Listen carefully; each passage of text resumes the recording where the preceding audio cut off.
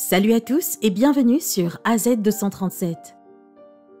De nos jours, notre propre mort nous semble inconcevable et imaginer celle d'un enfant, c'est tout simplement quelque chose contre nature, quelque chose qui ne nous semble pas juste ou crédible et qui ne correspond pas à nos attentes. C'est l'histoire de Roberta, une femme qui, très jeune, a eu sa fille, qu'elle a décidé d'appeler Raiza.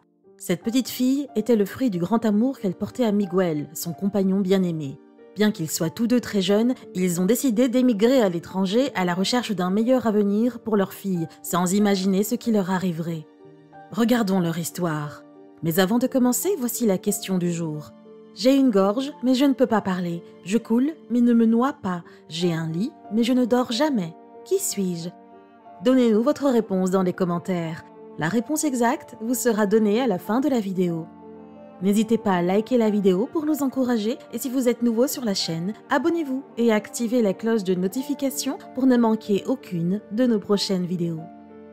Roberta connaissait Miguel depuis leur adolescence. Ils travaillaient tous deux pour aider leurs parents.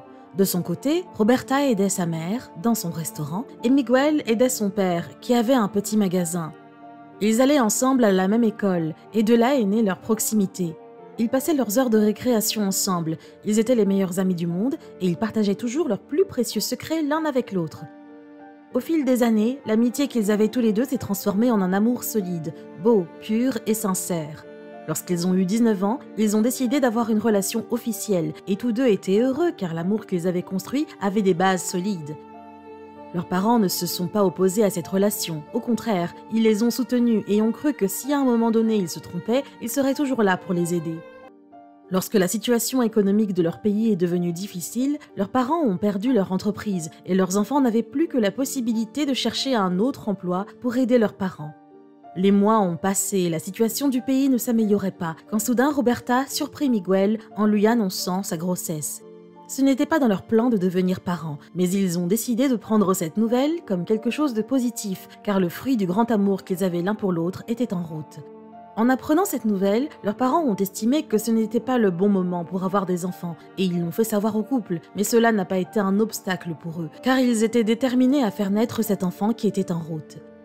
Le couple, malgré leurs grands efforts, n'ont pas réussi à économiser de l'argent pour la naissance de leur enfant. Les conditions dans lesquelles ils vivaient étaient très précaires et ils ont déménagé dans une chambre à louer car ils ne voulaient pas être une source d'inquiétude pour leurs parents.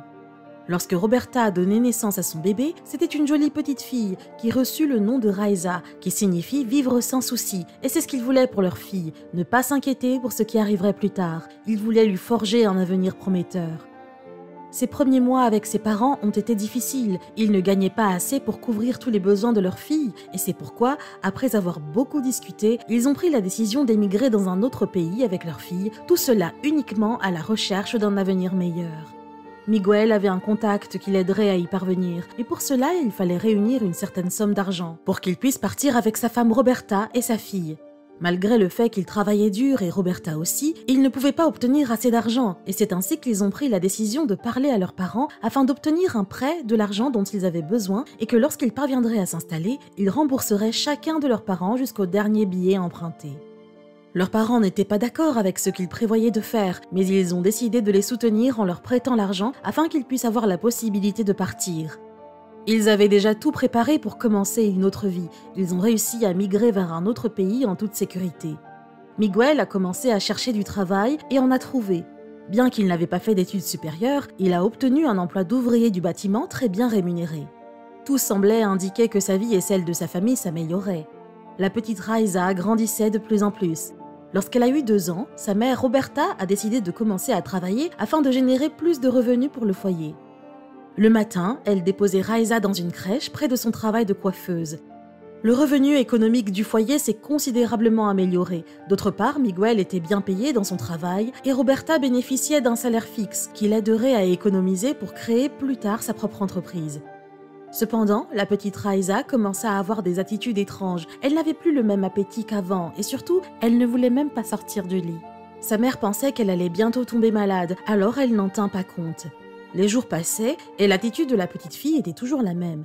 Elle ne voulait pas aller à la crèche, ne voulait pas manger et voulait juste dormir toute la journée. Roberta raconta à Miguel ce qui se passait. Il lui répondit que Raiza avait peut-être un manque de vitamines. Alors ils sont allés à la pharmacie pour acheter des compléments alimentaires pour enfants. Lorsque Roberta a commencé à donner ses compléments à sa fille, elle a remarqué qu'elle avait désormais plus d'appétit et que malgré le refus de la fillette d'aller à la crèche, Roberta finissait toujours par l'emmener car elle devait aller travailler et il n'y avait plus d'autre option pour elle puisqu'elle avait déjà manqué plusieurs jours en s'occupant d'elle à la maison. Il n'accordait pas assez d'importance aux maux dont souffrait Raiza jusqu'à ce que soudainement, un jour, à la maison, la petite s'est évanouie. Ses parents l'ont immédiatement emmenée à l'hôpital pour qu'ils puissent l'examiner. Lorsqu'ils y sont arrivés, les médecins les ont informés que ses défenses étaient faibles, ajoutant à cela la déshydratation qu'elle avait pour ne pas avoir mangé comme elle le devait ces derniers jours. Tous ces facteurs avaient été la cause de sa maladie et de son déséquilibre. Elle devait donc subir une série d'analyses. Ses parents ont immédiatement procédé à ces analyses. Roberta se reprocha de ne pas avoir fait plus attention à sa fille, car si elle l'avait peut-être amenée immédiatement à l'hôpital, il ne serait pas en train de vivre cette situation. Lorsque les médecins sont arrivés avec les résultats, ils ont déclaré que tout semblait indiquer que Raiza était atteinte d'une leucémie très sévère. Ses parents étaient consternés par cette nouvelle, car ils avaient l'impression que, à l'exception des jours où elle avait été malade, ils l'avaient toujours nourrie rigoureusement.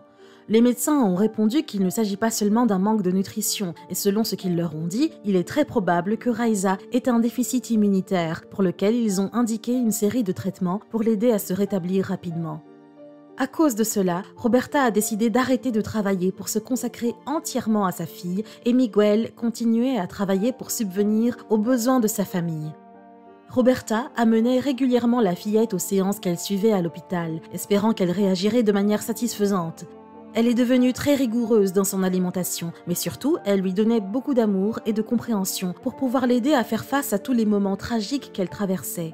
Pendant le contrôle qu'elle a subi à l'hôpital, le médecin l'a informé que malheureusement, Raiza ne réagissait pas bien au traitement et qu'ils allaient donc changer son médicament pour un autre plus fort et plus agressif, qui, espérait-il, serait efficace. Le nouveau médicament que Raiza a reçu la rendait totalement faible. Elle passait toute la journée à dormir et pouvait à peine se réveiller pour manger. Lorsque ses parents l'ont vue, ils ont beaucoup souffert car ils ne comprenaient pas ce qu'ils avaient pu faire de mal dans la vie pour que leur enfant souffre autant. Les semaines continuaient de passer et lors du contrôle suivant, le médecin les a informés que cela semblait indiquer que le système de Raiza acceptait le médicament de manière positive car il constatait une légère amélioration. Les parents ont répondu qu'ils avaient remarqué que leur fille était dopée toute la journée, qu'elle semblait inconsciente et le médecin leur a dit que tout cela faisait partie de la réaction médicale, mais qu'ils devaient prier pour que tout s'améliore car cette fois, il ne s'agissait pas seulement du médicament. Roberta continuait à donner à Raiza le même traitement, mais elle s'affaiblissait de plus en plus sous ses yeux, jusqu'à ce que soudain, elle s'évanouisse de nouveau. Emmenée par ses parents à l'hôpital, le médecin les a informés que la petite fille avait subi une rechute et que c'était une question d'heures pour attendre comment elle allait évoluer, car cela sera décisif. Le couple attendait avec beaucoup d'angoisse que la petite réagisse enfin. Les heures passaient et Raiza ne se réveillait pas, elle était entrée dans le coma. Ses parents étaient dévastés, ils ne comprenaient pas comment une personne si petite et sans défense pouvait souffrir autant. Quelques heures plus tard, elle mourut. Ses parents ont décidé de lui faire des funérailles à la maison. Ils l'ont mis dans un beau cercueil blanc qui reflétait sa pureté et son innocence. Mais Roberta décida de sortir la fille du cercueil pour la serrer dans ses bras et la câliner pour la dernière fois.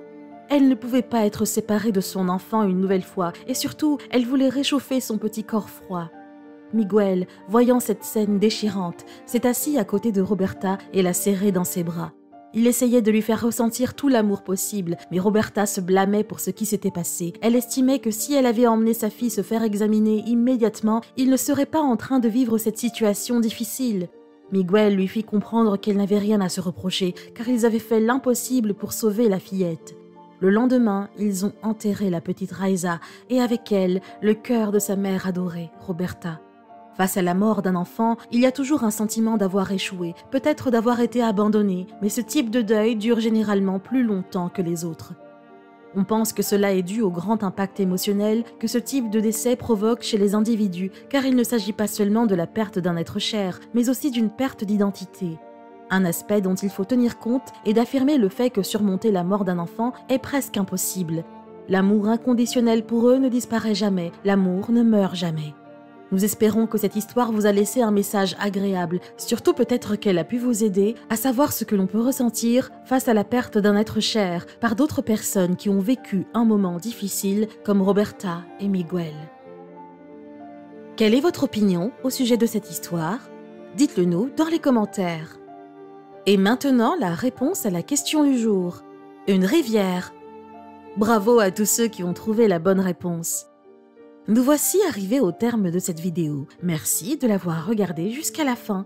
Surtout, n'oubliez pas de la liker et de la partager autour de vous. À très bientôt sur AZ237.